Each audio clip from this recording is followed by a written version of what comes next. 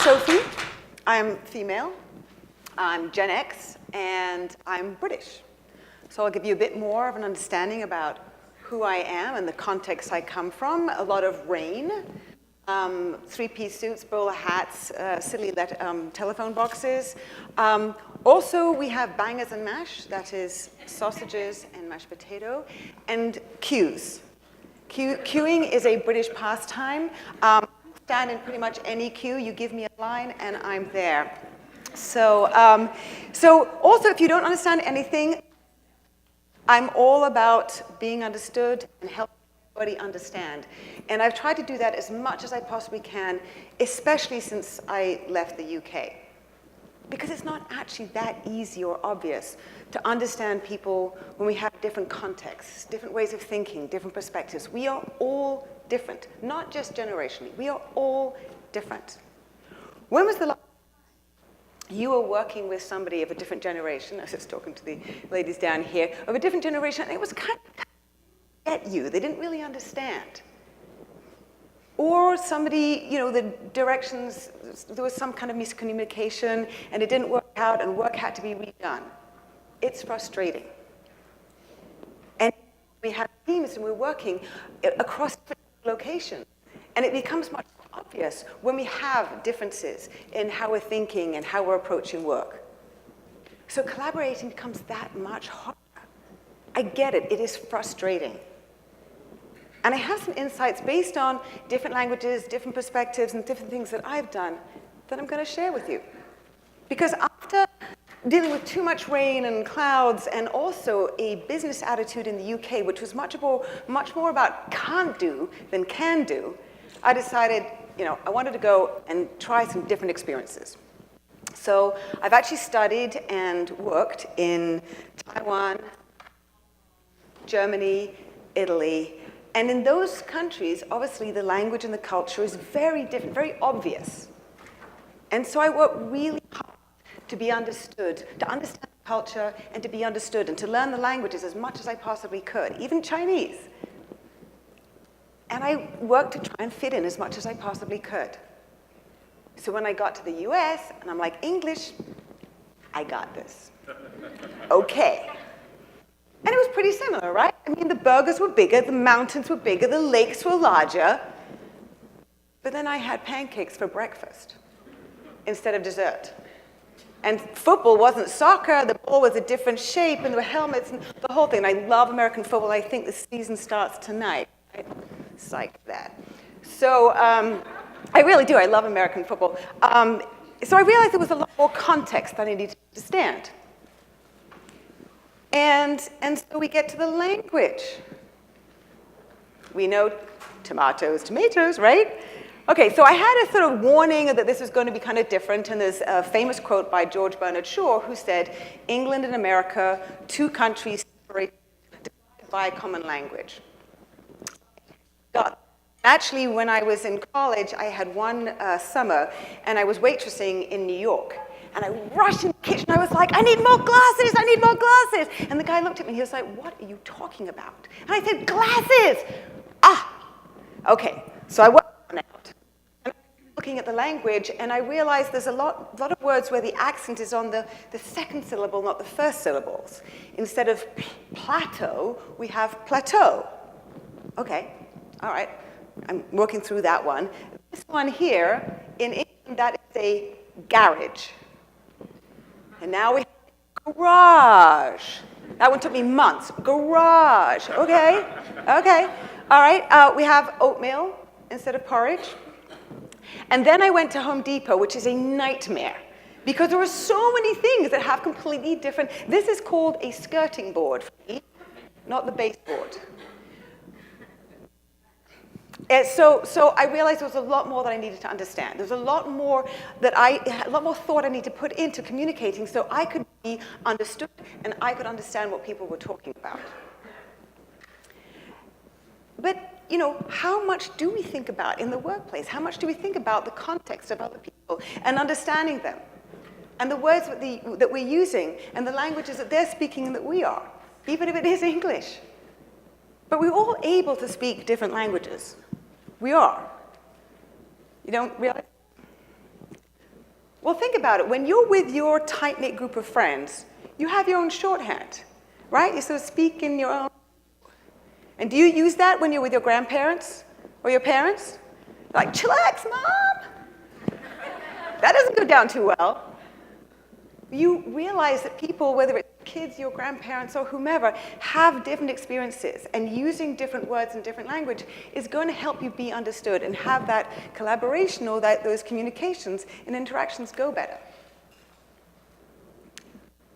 What does that mean in terms of the meanings that we have and how we're actually, what we mean by the things that we say and how different it may be from what the other person is thinking?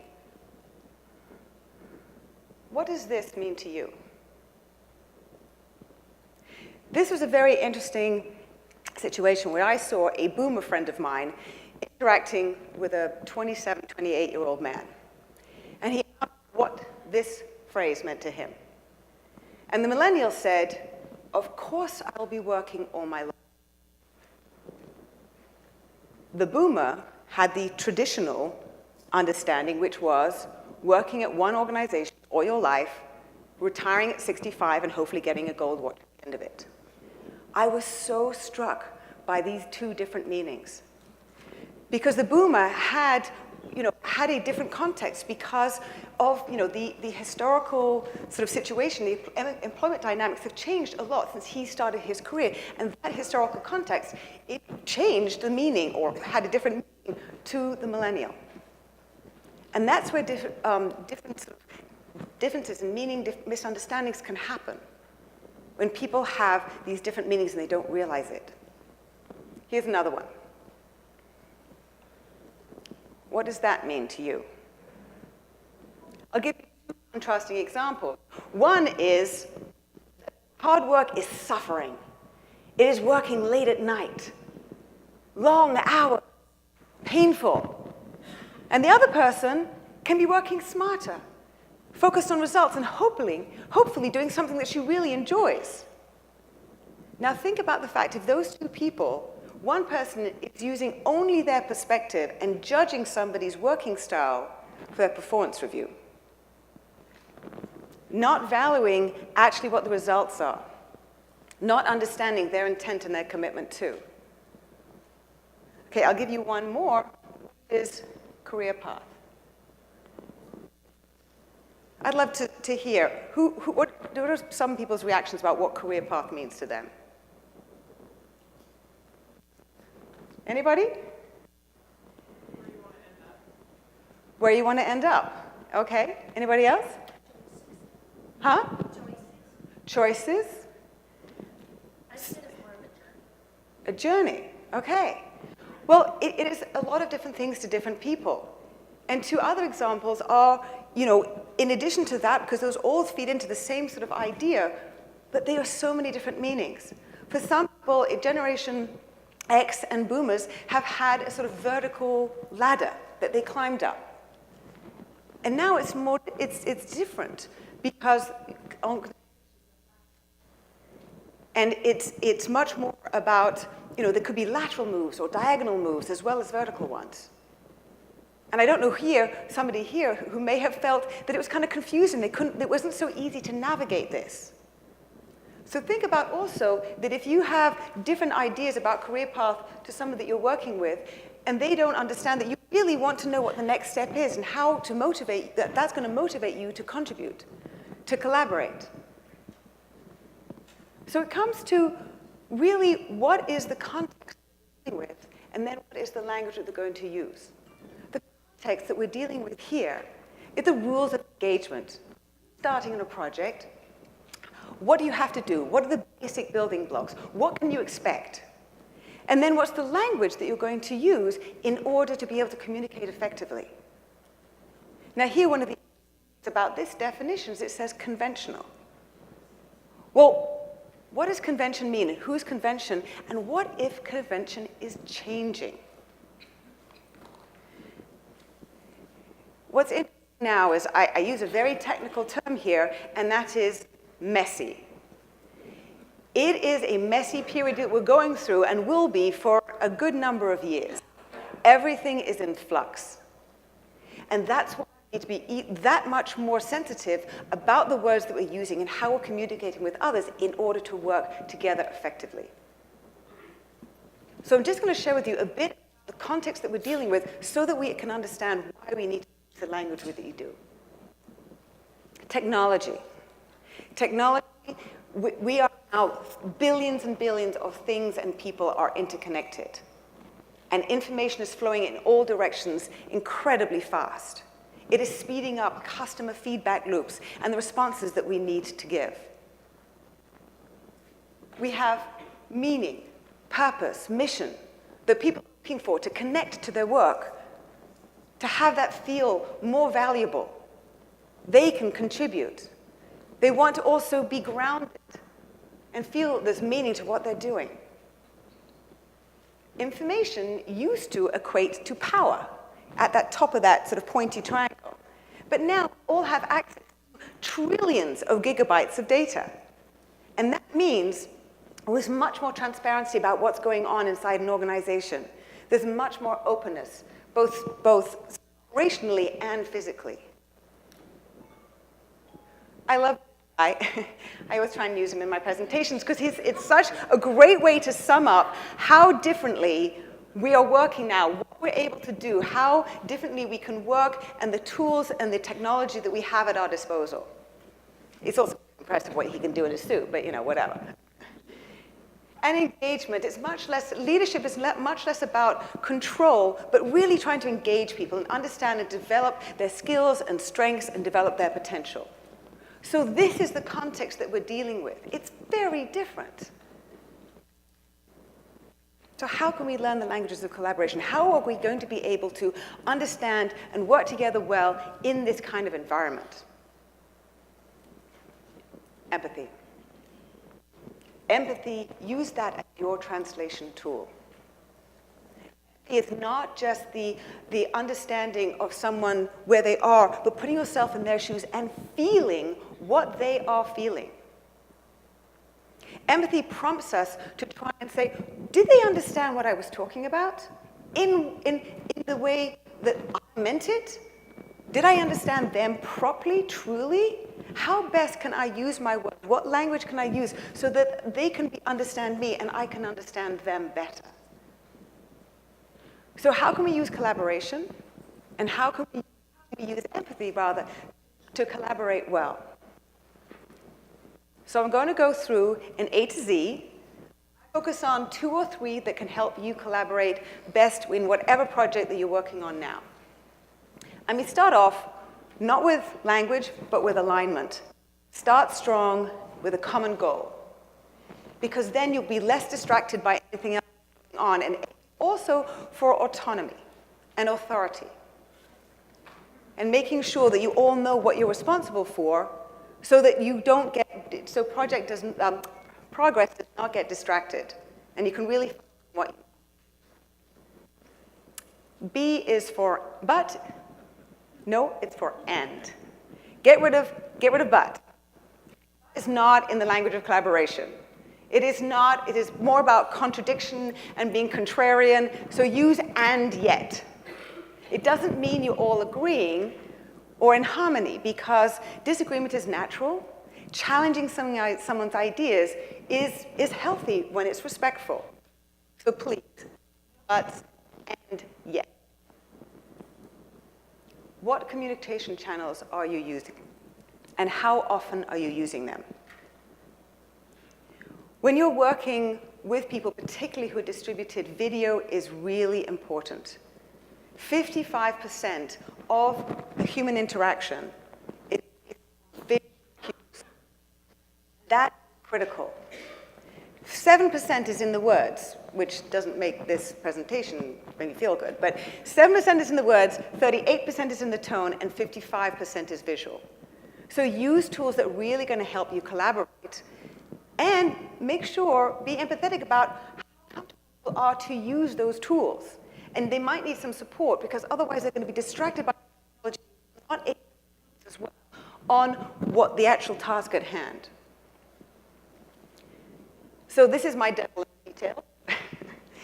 And being explicit and understanding the knowledge, the experience of the person that you're dealing with, and being very clear about that.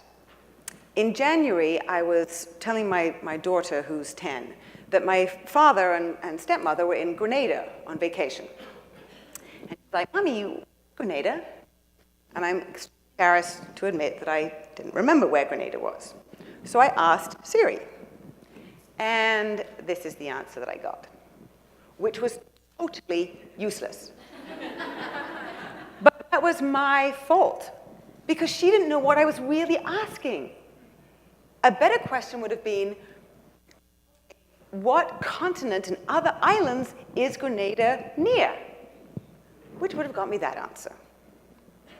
So thinking about the knowledge that somebody has and being explicit so that you might hear, I'm sure we've all asked a question and like this, which is kind of, you're like, what? That wasn't what I was asking. But maybe rather than it being them that misunderstood, perhaps you need to actually supply more detail, and then you'll get the answer you're looking for. And so think about the questions, the details that you share, and when you get an answer back. Because what we're trying to do is be effective. And being empathetic in that, being effective for somebody else on your team isn't necessarily going to be the same way that you become effective.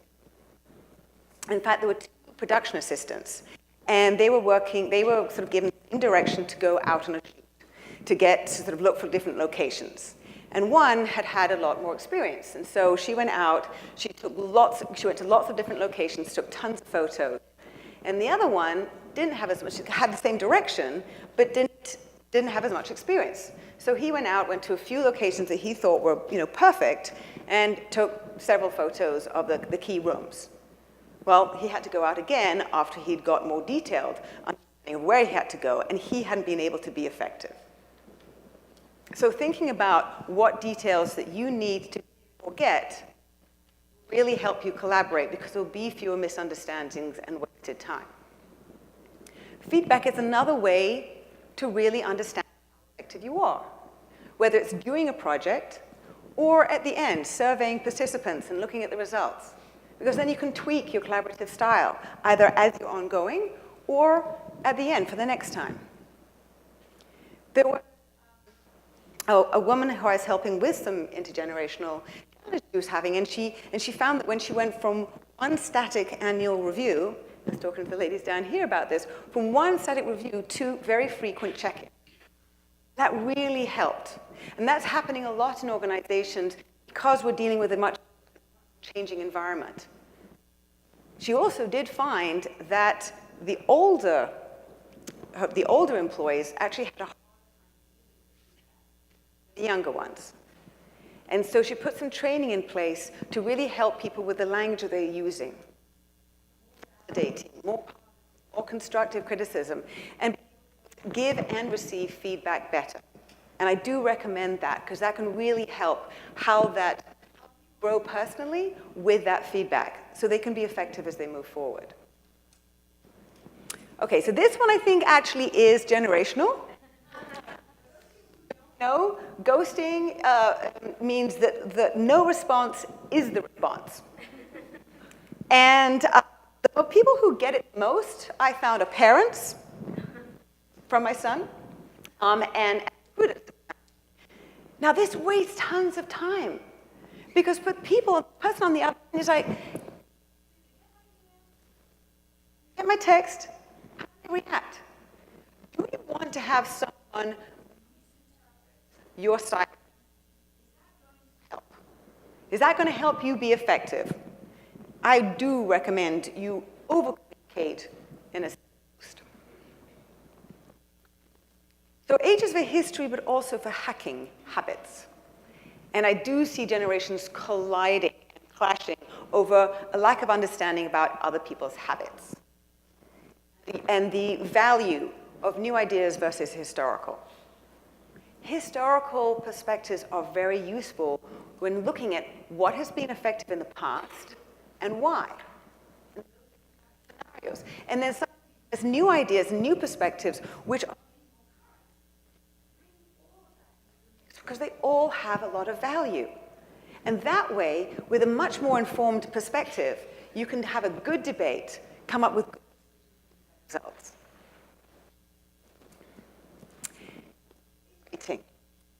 In an evolving environment, getting regular check-ins about how the project is going, or if it is still on the right track, are important.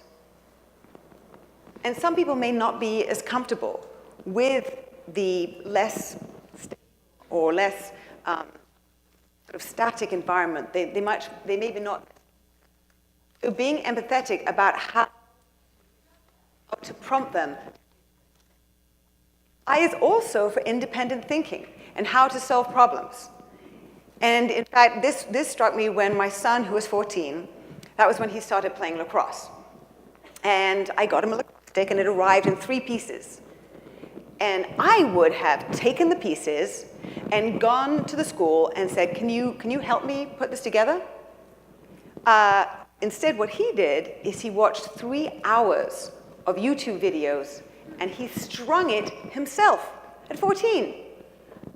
I was blown away. But what it showed me is when somebody is digitally integrated, how differently they solve problems. Of new tools and technology and the power of access to the kind of content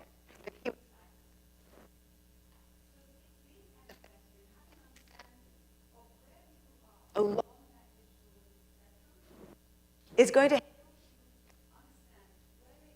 where you can use technology and different tools to collaborate more effectively. Judgments. Labels are really great, right? So how many here was at breakfast, standing with me in line for coffee, and looked somebody up and down and like, and had a few judgments about them? Maybe yesterday? So we all do it. We all do it.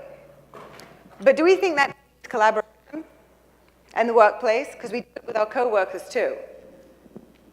The trouble with jumping to conclusions, having labels, is it mental barriers against being able to really understand what the other person is talking about. It's not helpful. We hold judgment so that you can really listen to what the other person is saying. For knowledge, do you know what you don't know? Question, but do you? Do you know to ask, do you know how to find out? I was a professor, friend was with a class of millennials, challenged. I'll give a who finds out my birthday, and he walked out the room. And what did everybody do? They went on their phone. Not one person walked out and asked him. Necessarily have done, but I do find that people have longer of their with smartphones, they may be less disposed to, or less inclined to ask questions. Questions are helpful for confirming understanding. It also engages somebody in that relationship and making sure that you have a mutual understanding. So ask questions, listen, and learn. Listening, dog is so cute. It's really a great way to understand someone, and deeply listening. And also, when you listen really carefully, you can hear what hasn't been said, what might have been missed out. And you can learn a lot that way. Mentoring. Mentoring pairs are fantastic ways of bridging gaps, particularly generational gaps. Because people can be sharing experience, they can be sharing technology understanding across the company. In fact, the number one, from the millennial report, the top factor that millennials thought would be help them be successful at an organization was formal mentoring programs. Now, I'm not necessarily advocating for formal or informal, but I do see how powerful these pairs can be. Sharing understanding, enhancing relationships, they can be so useful when collaborating and creating the right kind of dynamic. black and white sometimes. Any shades of gray, and I'm not going there. But there are lots of things which aren't in video, that are even explicitly expressed. And listening closely to people. And you can learn a lot from that in that collaboration. O, for open-mindedness, welcoming options, both in terms of work, mindsets. Work-wise, it's really about helping people have the options to work in different ways, to be able to maximize their productivity, not for themselves, but also for the team and to achieve the objectives. And in terms of mindset, what about how you can understand what your colleagues' mindsets are like? Do they ask questions? Do they suggest? Or do they state? And what about you? Do you really show how well you are, how much you want to welcome their inputs? You want them to challenge your ideas? What do you think? What do you think of that? How can we add to that? So making sure, if the more that you actually ask questions and volunteer for people to challenge you, the more you'll get that in return and the better outcomes will be. Play. Play really boosts collaboration. And any intergenerational presentation has to have a foosball table in it. But I really mean it, because neuroscience shows that our brains are more creative when they are relaxed. So having an environment where you can have times where people are able, in less formal settings, which are less hierarchical, much more neutral, people can feel more relaxed, their language is more relaxed and more open, and they can really share ideas in different ways. Did I talk about questions before? Yeah. Okay, so what do you think?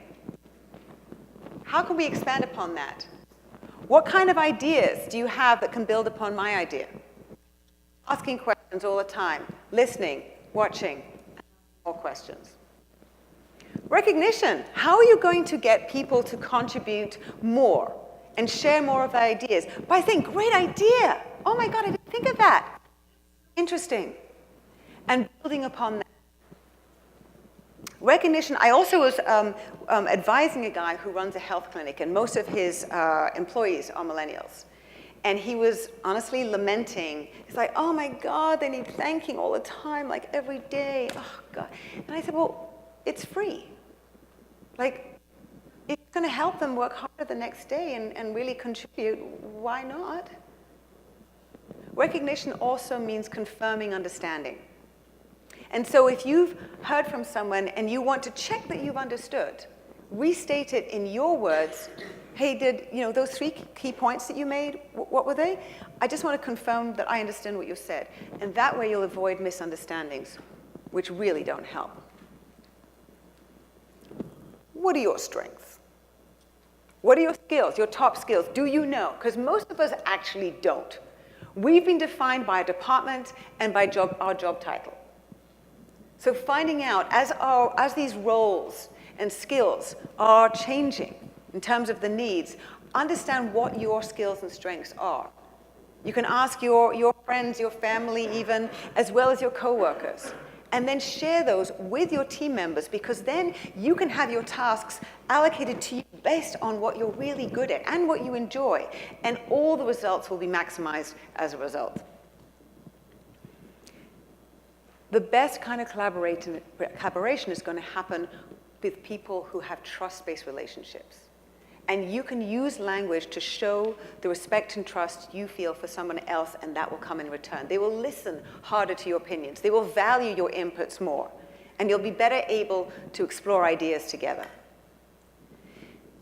I was helping a client who had a generational issue. She runs a toxic waste cleanup company.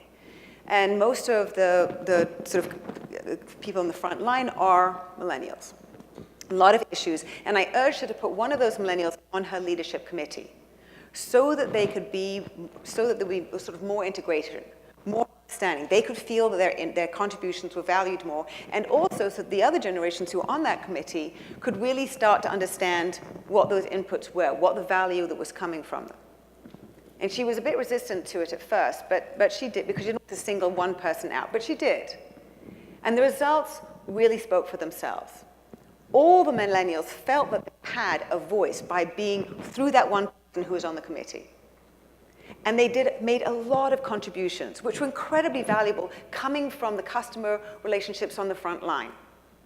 At the same time, the other folks, the other generations who were on that committee, really started to understand their commitment, their value. And it really changed the dynamics within the company. It changed the community.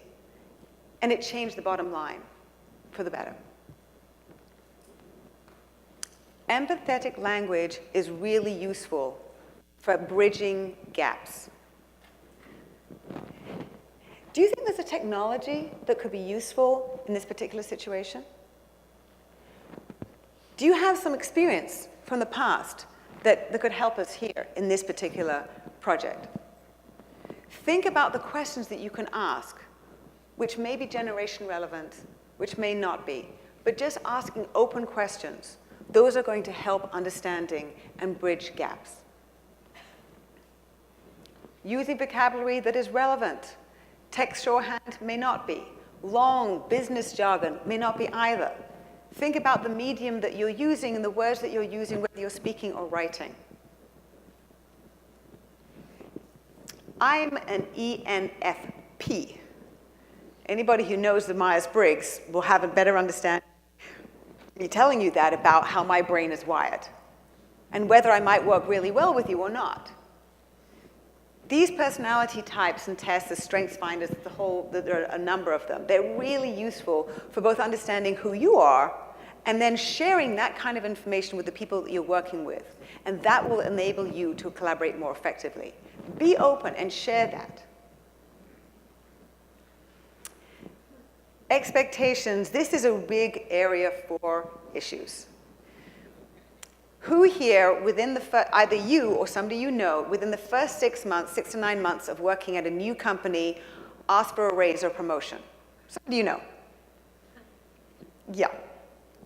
And who was on the other end of that request, maybe? I can guarantee, well, how did it go, by the way? Did it go well?